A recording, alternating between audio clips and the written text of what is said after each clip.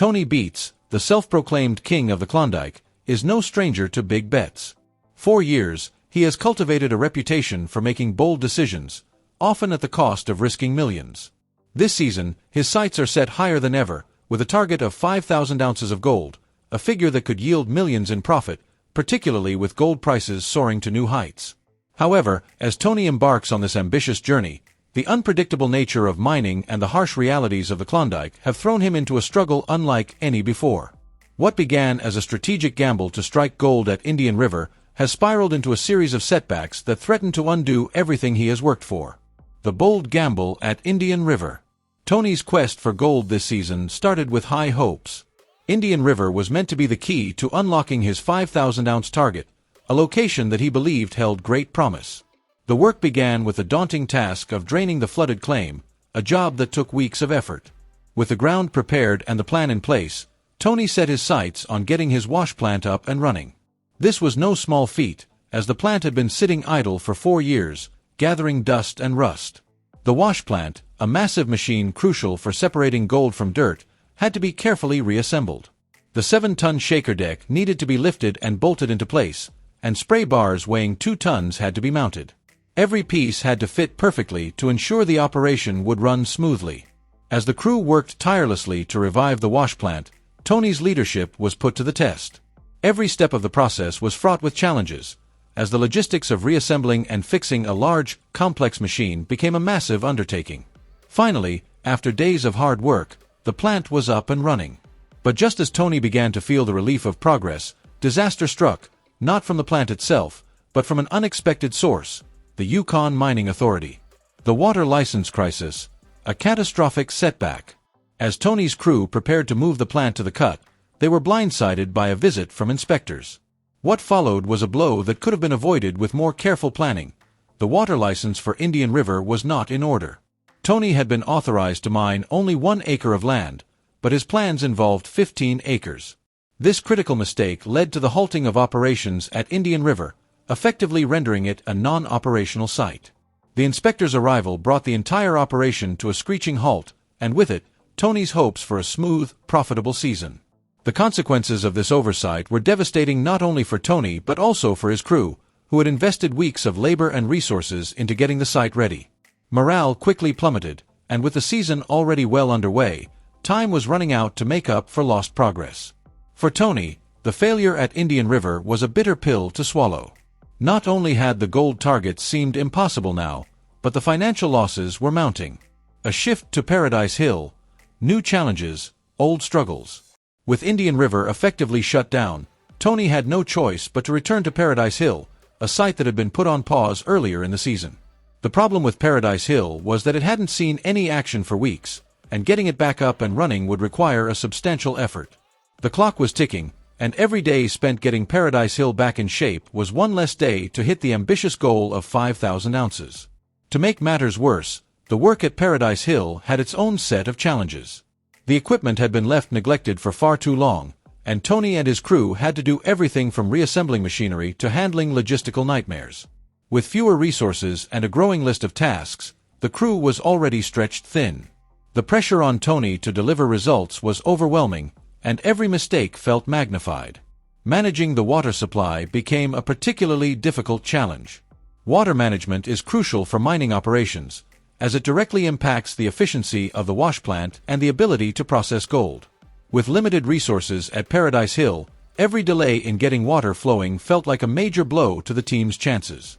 As the season wore on, the crew worked tirelessly to salvage what they could. The days were long, the stakes were high, and with winter fast approaching, time was running out to make a meaningful profit.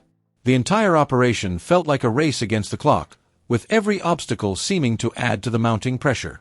The rise of Parker Schnabel, a stark contrast. While Tony's operation seemed to be bogged down by one setback after another, Parker Schnabel, Tony's younger rival, was thriving. Parker's operation ran like a well-oiled machine, with each step carefully planned and executed. His meticulous attention to detail and efficient approach set him apart from Tony's chaotic, reactive style. Where Tony struggled with a flooded claim, broken equipment, and regulatory issues, Parker's operation seemed to glide along smoothly. Parker's focus on planning ahead and ensuring that every piece of equipment was functioning properly allowed him to hit his gold targets at an impressive rate. His success this season only added to his growing reputation as one of the top miners in the Klondike, while Tony's reputation seemed to slip as his setbacks piled up. The financial reality: a season of missed opportunities.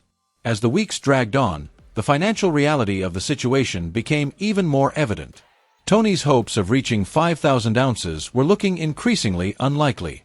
While Parker continued to pull in gold by the truckload, Tony's operation at Paradise Hill struggled to meet even a fraction of its target. The failure at Indian River was a significant blow, but the financial losses from the delayed work at Paradise Hill were also substantial. The 5,000-ounce target that Tony had set seemed further out of reach, and the financial strain on the operation was undeniable. Yet, even as the pressure mounted, Tony refused to give up. His determination to make the most of the remaining season drove him to push his crew even harder. The lessons learned from the failure at Indian River, while bitter, began to sink in. Careful planning, attention to detail, and adaptability were the keys to success, traits that Tony realized he would need to develop more fully if he hoped to keep up in the cutthroat world of Klondike mining. Parker's dominance: the new standard in Klondike mining. By the end of the season, Tony's operation at Paradise Hill had produced some gold, but it fell far short of his ambitious goals. The failure at Indian River loomed large, and the financial impact of the season was significant. Meanwhile, Parker Schnabel finished the season strong, with a haul of gold that spoke to his careful planning and strategic execution. He had demonstrated time and again that methodical, precise work was the key to success in the Klondike. Parker's success only highlighted the difference between his approach and Tony's. Where Tony relied on sheer grit and wild bets, Parker had shown that being strategic, organized, and adaptable were the qualities that would make a miner successful in the modern Klondike. For Tony, Parker's rise served as both a source of frustration and a reminder of what was possible when things went according to plan. The end of the season marked a turning point for Tony Beets. The challenges he faced were significant, but they also provided invaluable lessons. For Tony, the failure at Indian River was a harsh reminder that even the most seasoned miners need to be prepared for the unexpected. His chaotic approach, while effective in the past, was no longer enough to keep up with the ever-changing landscape of gold mining. As Tony moves forward, the lessons from this season are clear. Careful planning, attention to detail, and the ability to adapt are essential in the modern gold mining industry. If he is to remain competitive in the Klondike, Tony will need to rethink his approach, ensuring that he not only relies on grit but also on careful strategy. For Parker Schnabel, the future is bright. His success this season solidified his place as a top miner, and his approach to mining will likely set the standard for future operations in the Klondike. While Tony may have lost the title of King of the Klondike this season, it's not the end of his story. The gold mining game is always evolving, and for Tony, it's a matter of adapting or getting left behind. In the unforgiving world of Klondike mining, it's not just about who can mine the most gold, it's about who can outlast the chaos, overcome setbacks, and rise to the challenge. And this season, it was Parker Schnabel who proved that he has what it takes to thrive in the ever-changing, cutthroat world of gold mining. Mining in the Klondike is a brutal endeavor, one that demands grit, resilience, and a deep understanding of the land. For veteran miner Tony Beets, the 2024 season was a reminder that no amount of swagger can replace solid planning and adaptability. Parker Schnabel, on the other hand, continues to prove that innovation and data-driven decisions are the key to surviving and thriving in this unforgiving landscape. The Indian River disaster: a crushing setback for Beets. Every day lost felt like a punch to the gut for Tony Beets and his crew. The situation at Indian River quickly went from bad to worse when the water license, a critical piece of the operation, turned out to be a mess.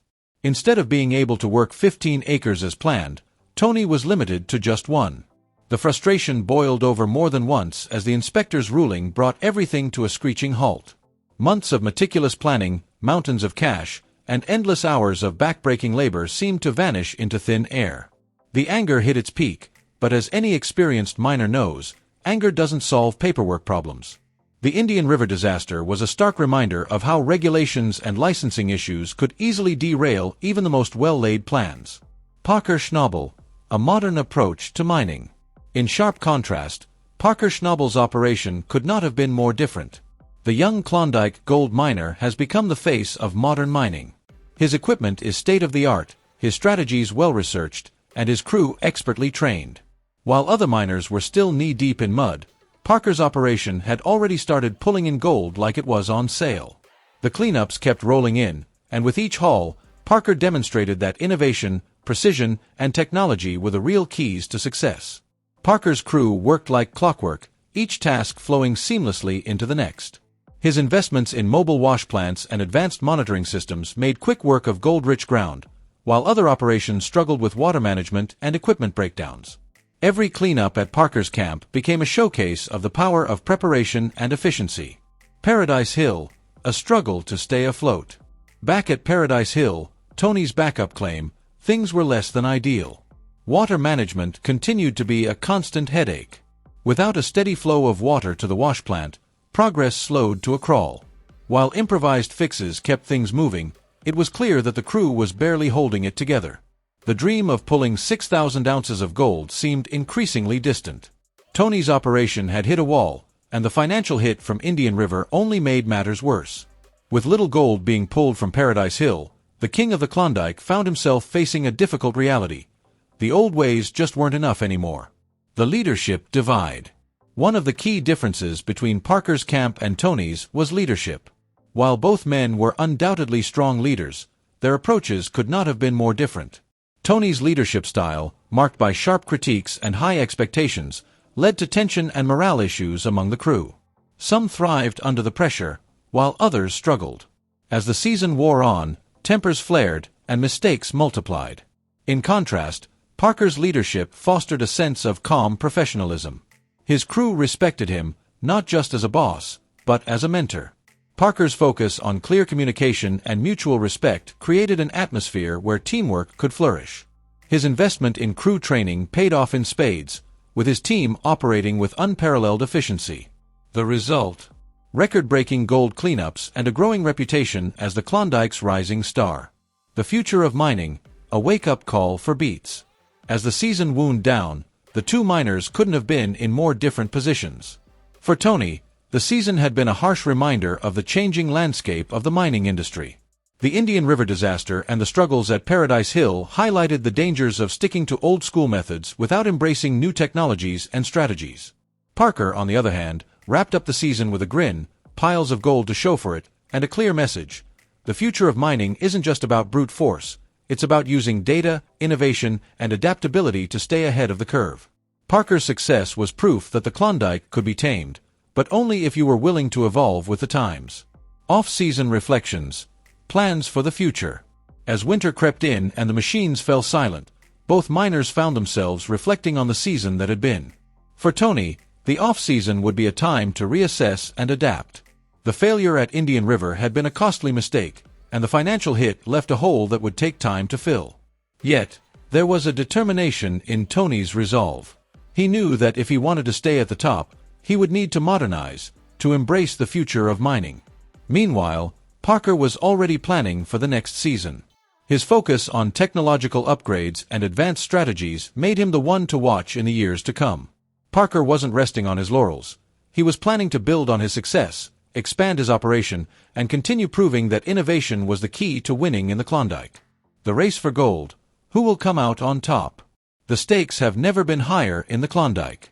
For Tony Beets, this season was a wake-up call, an opportunity to confront the fragility of old-school methods and start planning for the future. For Parker, the season's success was just the beginning. With cutting-edge technology, data-driven decisions, and a top-tier crew, Parker has solidified his place as one of the Klondike's leaders. As the Klondike gold rush continues, both miners know that no amount of gold is guaranteed, and that success depends on adaptability. Next season promises new challenges, but also new opportunities. Will Tony Beets rise to the occasion and modernize his approach? Or will Parker Schnabel continue to dominate the gold rush with his innovative methods?